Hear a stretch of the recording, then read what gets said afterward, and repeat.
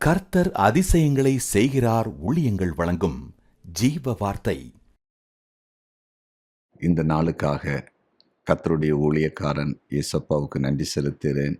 உங்கள் அனைவரையும் இயேசுவின் நாமத்தில் வாழ்த்துகிறேன். நீங்கள் ஆசீர்வாதமாக இருப்பீர்கள், செழிப்பாக இருப்பீர்கள், மேன்மையாக இருப்பீர்கள். பிறந்த நாளை காண்கிற உங்களையும் வாழ்த்துகிறேன். இந்த நாள் உங்களுக்கு ஒரு விசேஷ நாளாய் கர்த்தர் நடத்தப் போகிறார். அடுத்த பிறநாளை காண்கிறதுல அவனுடைய கிருபை இருப்பதை பார்ப்பீங்க. திருமண நாளை காண்கிற குடும்பங்களை வாழ்த்துகிறேன்.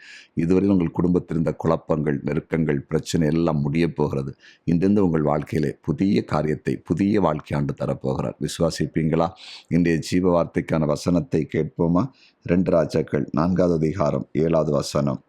அவன் போய் தேவனுடைய மனுஷனுக்கு அதை அறிவித்தான். அப்பொழுது அவன், நீ போய் அந்த எண்ணெயை விற்று உன் கடனை தீர்த்து மீந்ததை கொண்டு நீயும் உன் பிள்ளைகளும் ஜீவனம் பண்ணுங்கள் என்றான். மீந்ததை கொண்டு நீயும் உன் பிள்ளைகளும் ஜீவனம் பண்ணுங்கள் என்றான். பாருங்கள், ஜீவனம் பண்ணுங்கள் அப்படின்னா இன்றைய ஜீவார்த்தின் தலைப்பு வாழ்வதற்கு வழி திறக்கும்.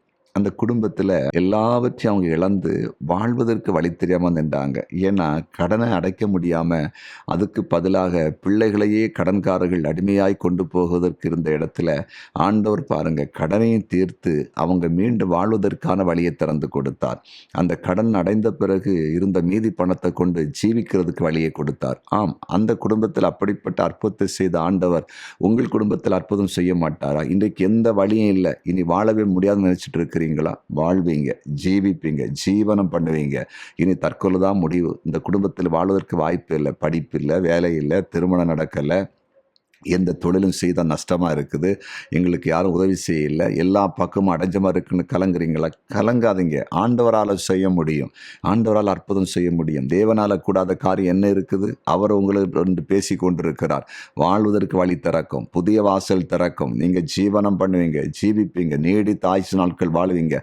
நீங்கள் அநேகரை போஷிக்க போகிறீங்க, அநேகருக்கு நீங்கள் ஆசீர்வாதமாக இருக்க போகிறீங்க. திக்கற்ற பிள்ளைகளுக்கு, விதவைகளுக்கு, ஏழைகளுக்கு, எளியவர்களுக்கு நீங்கள் கொடுக்குற மக்களாக இருப்பீங்க. உங்களை அப்படி ஆண்டவர் பயன்படுத்த முடியும். உங்களை எப்படி கர்த்தரால் நடத்த முடியும். உங்கள் வாழ்க்கையின் சரித்திரத்தை தேவன் புரட்டி போட போகிறார். பாருங்க, இந்த ஏழை குடும்பத்தில், கஷ்டப்பட்ட குடும்பத்தில், ஒன்றும் இல்லாத இருந்த குடும்பத்தில் ஆண்டவர் அதிசயம் செய்து எண்ணெயை பெருக பண்ணி அதை விற்று கடனை தீர்த்து அதிலிருந்து மீதி எடுக்க வச்சு அவங்களை மீண்டும் இந்த உலகத்தில் வாழ வச்சு ஆண்டவர் உங்களை வாழ வைக்க மாட்டாரா? நம்பிக்கை இழக்காதீங்க.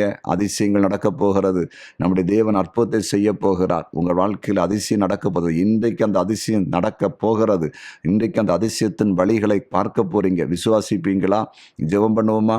ஜெபிக்கலாம். நன்றி தகப்பனே, மீந்ததை கொண்டு ஜீவனம் பண்ணுங்கள் என்று சொல்லி வாழ முடியாது, மரணம்தான் என்று இந்த குடும்பத்தில் அற்புதம் செய்தவரை இன்றைக்கு உம்முடைய வார்த்தை கேட்டு அடிநடி செபிக்கிற தேவ பிள்ளைகளை கண்ணோக்கி பாரு.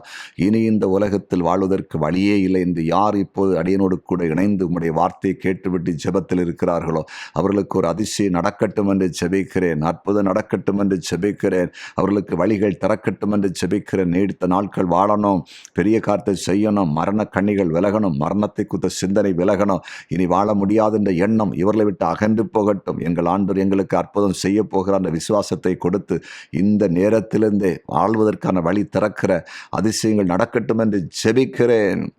நீர் அப்படி செய்து விட்டீரதற்காக ஸ்தோத்திரம். கொடிய நோய்களெல்லாம் இயேசுவின் நாமத்தில் விலகுவதாக.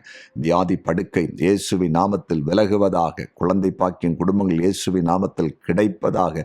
பிசினஸ் பண்ணுறவங்களை கர்த்தர் ஆசீர்வதிப்பீராக. அரசு துறையில் பணி செய்கிறவர்களை ஆசீர்வதிப்பீராக. வெளிநாட்டில் இருக்கிற குடும்பங்களை ஆசீர்வதிப்பீராக. மீன்பிடி தொழில், விவசாயம் செய்கிற குடும்பங்களை ஆசீர்வதிப்பீராக. கைத்தொழில் செய்கிற குடும்பங்களை ஆசீர்வதிப்பீராக. கூலி வேலை செய்கிற குடும்பங்களை ஆசீர்வதிப்பீராக. நீர் அப்படி செய்து விட்டீரதற்காக ஸ்தோத்திரம். இயேசுவின் நாமத்தில் பிதாவே, ஆமென், ஆமென்.